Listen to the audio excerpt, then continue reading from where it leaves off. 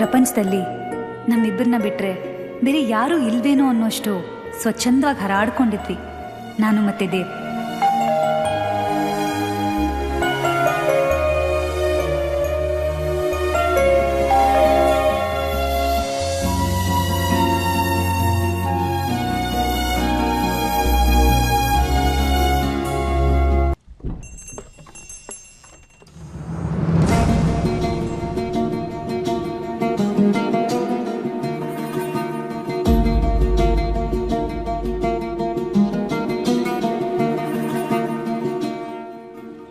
ನೀನು ಸಣ್ಣವಳಿದ್ದಾಗ ನಿನ್ನ ಮೇಲೆ ಕೆಟ್ಟ ದೃಷ್ಟಿ ಬೀಳಬಾರ್ದಂತ ದೃಷ್ಟಿ ತೆಗಿಲಿಕ್ಕೆ ನಿನ್ನಮ್ಮ ಅದೆಷ್ಟು ಹಿಡಿಸುಡಿ ಹೊತ್ತಿದ್ದಾಳೆ ಅಂತ ನನಗೆ ಗೊತ್ತುಂಟು.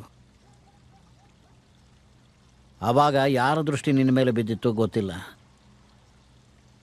ಆದರೂ 3 ಬಾರಿ ಉಗುಳುತ್ತಾ ನಮ್ಮ ಕೋಪ ಶಾಂತಿ ಮಾಡಿಕೊಳ್ತಿದ್ವು. ನಿನ್ನ ಮೇಲೆ ಒಬ್ಬನ ವಕ್ರ ದೃಷ್ಟಿ ಬಿದ್ದಾಗಿದೆ. ಈಗ ನಿನ್ನ ಮುಖಕ್ಕೆ ಉಗಿಬೇಕು, ಮಂಗಳಾರತಿ ಮಾಡಬೇಕು ಗೊತ್ತಾಗ್ತಿಲ್ಲ ಮಗಳೇ. ನಿನಗೆ ಲಜ್ಜೆ ಮರ್ಯಾದೆ ಸ್ವಲ್ಪವಾದರೂ ಇಲ್ಲ ಅಂತ ನಾ ಹೇಳೋದಿಲ್ಲ. ನಿನ್ನ ಅಕ್ಕ ತಂಗಿಯರು ಹೀಗೆ ಮಾಡಿದರೆ ನೀ ಎಂತ ಮಾಡ್ತಿದ್ದೆ ಅಂತ ಕಾಲರ್ ಪಟ್ಟಿ ಹಿಡಿದು ಕೇಳೋದಿಲ್ಲ. ಯಾಕಂದ್ರೆ ನಾಚಿಕೆ ಇಲ್ಲದವನ ಹಾಗೆ ಇನ್ನೂ ಸಹ ನನ್ನ ಕಣ್ಣೆದುರಿಗೆ ನಿಂತಿದ್ದೀಯಲ್ಲ, ಬೆಂಕಿ ಹಾಕಬೇಕು ನಿನ್ನ ಮುಖಕ್ಕೆ. ಅಪ್ಪ, ದೇವ್ ಬಗ್ಗೆ ಗೊತ್ತಿಲ್ಲ ಏನೇನೋ ಮಾತಾಡ್ಬೇಡಿ. ನಾವಿಬ್ರು ಒಪ್ಪಿ ಈ ಡಿಸಿಷನ್ ತಗೊಂಡಿರೋದು.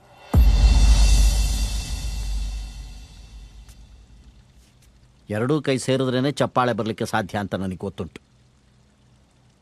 ಆದರೆ ಈ ಕೈಗಳಿಗೆ ತುತ್ತಿಟ್ಟು ನೀನು ಒಂದೊಂದು ಹೆಜ್ಜೆ ಇಟ್ಟ ಹಾಗೆ ಒಂದೊಂದು ಕನಸುಗಳನ್ನು ಕಾಣ್ತಾ, ನೀನು ಬೆಳೆದ ಹಾಗೆ ನಮ್ಮ ಆಸೆಗಳನ್ನೂ ಬೆಳೆಸ್ತಾ, ನೀನು ಹಾಗೆ ಆಗಬೇಕು ಹೀಗೆ ಆಗಬೇಕು ಅಂತ ಇಷ್ಟಪಟ್ಟ ಹಾಗೆ ನಿನ್ನನ್ನು ಈ ಹಂತಕ್ಕೆ ಬೆಳೆಸಿದ ತಂದೆ ತಾಯಿಗಳ ನಿರ್ಧಾರ ಎಂಥದ್ದು ಅಂತ ಕೇಳುವ ಅನ್ನುವ ಸೌಜನ್ಯ ಕೂಡ ಕಲಿಸದ ಹಾಗೆ ನಿನ್ನನ್ನು ನಾನು ಬೆಳೆಸಿದ್ನ ಅಂತ.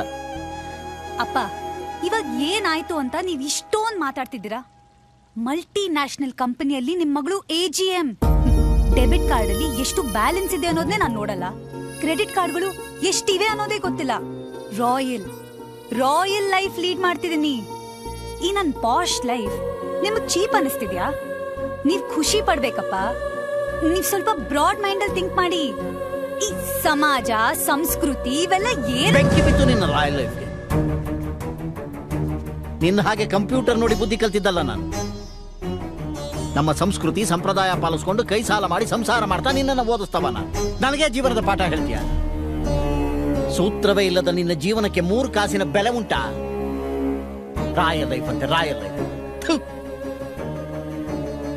ಇನ್ಮೇಲೆ ನಾನು ನಿಂತ ಜಾಗದಲ್ಲಿ ನಿನ್ನ ನೆರಳು ಸಹ ಬೀಳ್ಕೊಡ್ದು. ಎಂತರಿ ಇವಳೆಂತೂ ಮಂಡೆ ಕೆಟ್ಟು ಮಾತನಾಡ್ತಿದ್ದಾಳೆ ಅಂದ್ರೆ ನೀವು ಸಹ ಒಂದೇ ಸಮನೆ ಹೀಗೆ ಮಾತನಾಡುವುದಾ? ಇವಳನ್ನು ಹೀಗೆ ಬಿಟ್ರೆ ಇವಳ ಜೀವನ ಸರಿ ಹೋಗ್ಲಿಕ್ಕೆ ಸಾಧ್ಯವಾ? ಈಗ ಇವಳು ಬಹಳ ದೊಡ್ಡ ಜನ. ಇವಳಿಗೆ ನಾವಲ್ಲ ಅಪ್ಪ ಅಮ್ಮ. ಅದೆಂಥದ್ದು ಕ್ರೆಡಿಟ್ ಕಾರ್ಡು ಡೆಬಿಟ್ ಕಾರ್ಡು? ಬಾರೆ ರೀ, ಒಂದು ನಿಮಿಷ ನಿಲ್ಲಿ. ಪೂರ್ವಿ, ಬಂಗಾರ ಅಲ್ಲ ನೀನು. ಯಾಕೆ ಬೇಕು ಮಗ ನಿಂಗಿದೆಲ್ಲ? ನಿನ್ನ ಅಪ್ಪನ ಮಾತು ಕೇಳಮ್ಮ. ಅವರು ಹಠಕ್ಕೆ ಬಿದ್ದರೆ ಅವರ ಮನಸ್ಸು ಎಂಥದ್ದು ಅಂತ ಗೊತ್ತಲ್ಲ. ನಮ್ಮ ಜೊತೆ ಬಂತು ಬಿಡು ಮಗ, ಪ್ಲೀಸ್. ಮಾ, ಐ ಆಮ್ ಸಾರಿ. ಈ ವಿಷಯದಲ್ಲಿ ನನ್ನ decision final and ultimate. Saroja,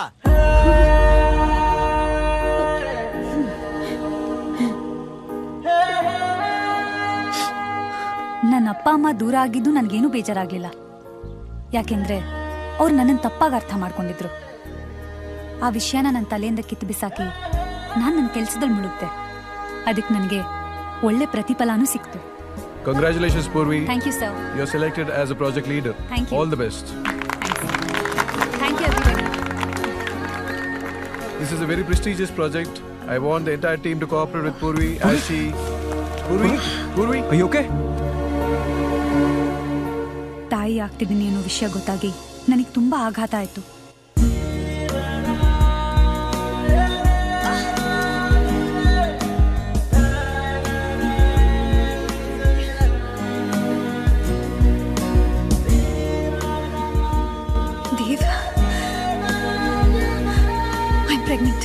Wow! I'm going to be a dad! It's so exciting! Dev, ನನಗೆ ಮಗು ಬೇಡ. ಪೂರ್ವಿ, ರಿಲ್ಯಾಕ್ಸ್. ನೀನ್ ತಾಯಿ ಆಗ್ತಾ ಇದೀಯಾ, ನಾನ್ ತಂದೆ ಆಗ್ತಾ ಇದ್ದೀನಿ. Look at the excitement in me. ಯಾಕೆ ಬೇಡ? Dev, listen to me, just listen to me. ಮಗು ಬೇಕಾದ್ರೆ ನಾವು 4 ವರ್ಷ ಬಿಟ್ಟು ಮಾಡ್ಕೋಬಹುದು. ಆದ್ರೆ ಸದ್ಯಕ್ಕೆ ನನಗೆ ಈ ಪ್ರಾಜೆಕ್ಟ್ ತುಂಬಾ important. It's my career, my ambition. ನಾನು ಇದ್ರ ಕನ್ಸು ಕಾಣ್ತಾ ಬಂದಿದ್ದೀನಿ ದೇವ್. ಅದು ಇವಾಗ ನೆನ್ಸಾಗ್ತಿದೆ. ಅದನ್ನ ಹಾಳು ಮಾಡ್ಕೊಳ್ಳೋಕೆ ನನಗಿಷ್ಟ ಇಲ್ಲ. Purvi, listen to me. ಈ ಪ್ರಾಜೆಕ್ಟ್ ಅಲ್ಲಿ ನಾನು ಇದ್ದೀನಿ, ರೈಟ್? ನಿನಗೆ ಯಾವುದೇ ರೀತಿಯಾದ ವರ್ಕ್ ಪ್ರೆಷರ್ ಬೀಳ್ದೇ ಇರೋ ನಾನು ನೋಡ್ಕೊಂತೀನಿ. Trust me. Calm down. ಕೂತ್ಕೋ please. Sit down. Let's have this child. Please please Purvi.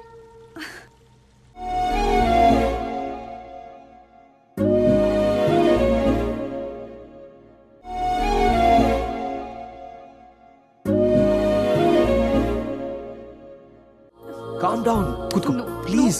Sit down. Let's have this child. Please. Please, Purvi. ದೇವ್ನ ನಂಬಿ ನನ್ನ ಮಗುನ ಉಳಿಸ್ಕೊಂಡೆ. What is this, Purvi? Sir, I am so sorry. ನಿಮಗೆ ಜವಾಬ್ದಾರಿನೇ ಇಲ್ವಾ? You have no responsibilities? ಅದು ಹಾಗಲ್ಲ sir. ನೀವು maternity leave ಅದು ಇದು ಅಂತ ಹೋದ್ರೆ ವಾಟ್ ಅಬೌಟ್ ಮೈ ಪ್ರಾಜೆಕ್ಟ್? ನಾನು ಪ್ರೆಗ್ನೆಂಟು ಅನ್ನೋ ಕಾರಣಕ್ಕೆ ನನ್ನ ಬಾಸ್ ನನ್ನ ಡ್ರೀಮ್ ಪ್ರಾಜೆಕ್ಟ್ನ ಬೇರೆಯವ್ರಿಗೆ ಕೊಡಕ್ಕೆ ಮುಂದಾದ್ರು. ಆದರೆ ನಾನು ಆರ್ಗ್ಯೂ ಮಾಡಿ ಆ ಪ್ರಾಜೆಕ್ಟ್ ದೇವ್ ಕೈಗೆ ಸೇರೋ ಹಾಗೆ ಮಾಡಿದೆ.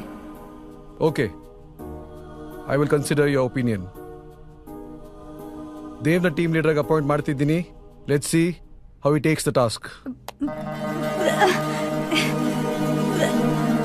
ನನ್ನ ಪೊಸಿಷನ್ನ ದೇವಕ್ಕೆ ಕೊಡಿಸಿ ನಾನು ಮನೆ ಸೇರಿಕೊಂಡೆ. ದೇವ್ ಹಗಲು ರಾತ್ರಿ ಕೆಲಸ ಅಂತ ಮನೆಗೆ ಬರೋದೇ ಕಮ್ಮಿ ಆಗೋಯ್ತು. ರಾತ್ರಿ ಯಾವಾಗಲೂ ಬರ್ತಿದ್ದ, ಬೆಳಗ್ಗೆ ಯಾವಾಗಲೂ ಹೊರಟೋಗಿರ್ತಿದ್ದ.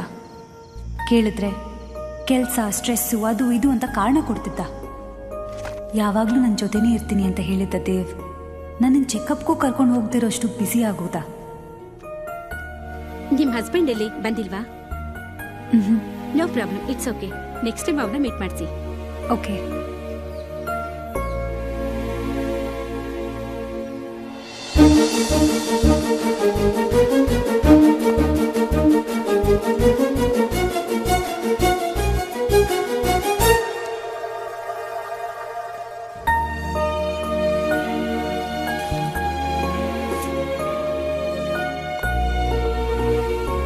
ನನಗೆ ತುಂಬ ಅವಶ್ಯಕತೆ ಇದ್ದ ಸಂದರ್ಭದಲ್ಲೂ ದೇವ್ ನನ್ನನ್ನು ಒಂಟಿ ಮಾಡಿಬಿಟ್ಟ. ಒಂದಿನ ನನ್ನ ತಾಳ್ಮೆನೂ ಮೀರೋಯ್ತು. ಬಾಯ್ ಪೂರ್ವಿ. ದೇವ್, ಹಾಂ, ಇವತ್ತು ನೀನು ಆಫೀಸ್ಗೆ ಹೋಗಲೇಬೇಕಾ? ಅಫ್ಕೋರ್ಸ್. ಇವತ್ತೊಂದು ಇಂಪಾರ್ಟೆಂಟ್ ಮೀಟಿಂಗ್ ಇದೆ, ನಿನ್ಗೆ ಗೊತ್ತಲ್ವಾ? ನಿನ್ನ ಮೀಟಿಂಗ್ ಇಂತ ಇಂಪಾರ್ಟೆಂಟು ಇವತ್ತು ನನ್ನ ಹಾಸ್ಪಿಟಲ್ಗೆ ಅಡ್ಮಿಟ್ ಮಾಡೋದು. ಡಾಕ್ಟರ್ 2 ದಿನ ಟೈಮ್ ಕೊಟ್ಟಿದ್ದಾರೆ. The pain might start any time. ನನಗೆ ತುಂಬಾ ಟೆನ್ಷನ್ ಆಗ್ತಿದೆ ದೇವ್. ಟೆನ್ಷನ್ ತೊಗೊಳಕ್ ಹೋಗ್ಬೇಡ. ಶಾರ್ಪ್ 2 ಗಂಟೆಗೆ I am going to see you. ಬಾಯ್.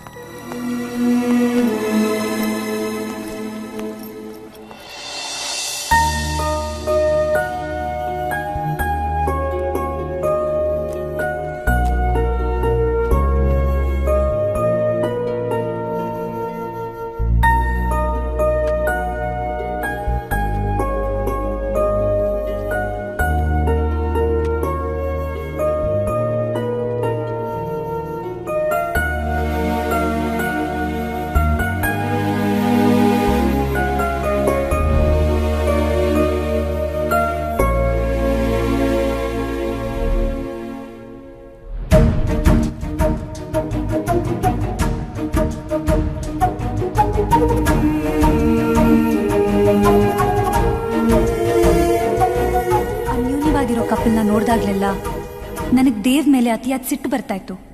ನನ್ನನ್ನು ಹುಚ್ಚಿನ ಥರ ಪ್ರೀತಿಸ್ತಿದ್ದೋನು ಇವನೇನಾ ಅನ್ನೋ ಅನುಮಾನ ಕಾಡಕ್ಕೆ ಶುರುವಾಯಿತು.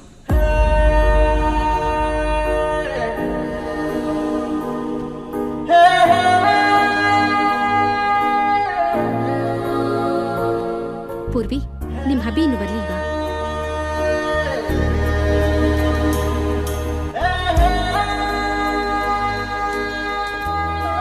ಯಾಕೆ ಪೂರ್ವಿ, ಏನಾಯ್ತು? Excuse me Purvi. ಪೂರ್ವಿ,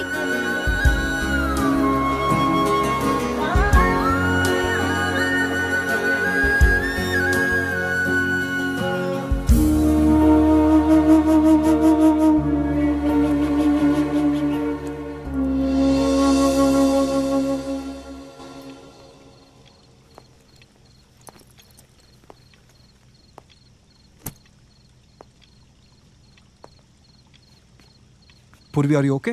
ಯಾಕೆ ಬರ್ಲಿಲ್ಲ? ಮೀಟಿಂಗ್ ಇದೆ ಅಂತ ಹೇಳಿದ್ನಲ್ವಾ? ಬರ್ತೀನಿ ಅಂತಾನೂ ಹೇಳಿದ್ದೆ, ಆದ್ರೆ ಬರ್ಲಿಲ್ಲ. ಪೂರ್ವಿ ಅದೇನ ಸಾವಿರ ರೀಸನ್ಸ್ ಕೊಡ್ತೀಯ ದೇವ್, ಆದ್ರೆ ನನಗ್ ಬೇಕಾಗಿಲ್ಲ. I don't want them.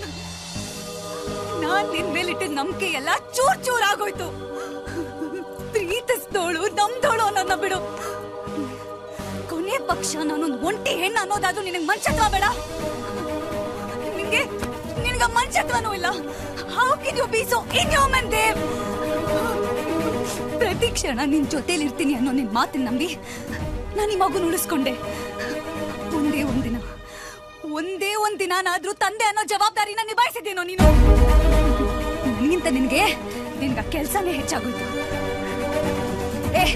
Idiot, ಆ ಕೆಲ್ಸ ನಾನ್ ನಿನಗೆ ಬಿಸಾಕಿರೋ ಭಿಕ್ಷೆ ಕಣು. ಭಿಕ್ಷೆ ಹಾಕ್ದೋಳು ಅನ್ನೋ ಒಂದು ಸಣ್ಣ ಕೃತಜ್ಞತೆ ಕೂಡ ಇಲ್ಲ ನಿನ್ಗೆ. ನೋ, ಇನ್ನೂ ನೀನ್ ಹೇಳೋದು ನಾನ್ ಕೇಳೋದು ಏನು ಉಳಿದಿಲ್ಲ. ಉಳಿದಿರೋದು ಒಂದೇ, ನಾವ್ ದೂರ ಆಗೋದು. ನಿನಗ ಹೆಸರು ಕರೆಯೋ ಯೋಗ್ಯತೆನೂ ಇಲ್ಲ. ನಿನ್ನ ಸಂಬಂಧ ಇವತ್ತಿಗೆ ಮುಗೀತು. ಓಕೆ? ಪ್ಲೀಸ್, ಇನ್ನು ಮುಂದೆ ನನ್ನ ಹತ್ರ ಆಗ್ಲಿ ನನ್ನ ಮಗು ಹತ್ರ ಆಗ್ಲಿ ಬರೋ ಪ್ರಯತ್ನ ಮಾಡಿದ್ರೆ ನಾವ್ ಜೀವಂತವಾಗಿ ಉಳಿಯಲ್ಲ.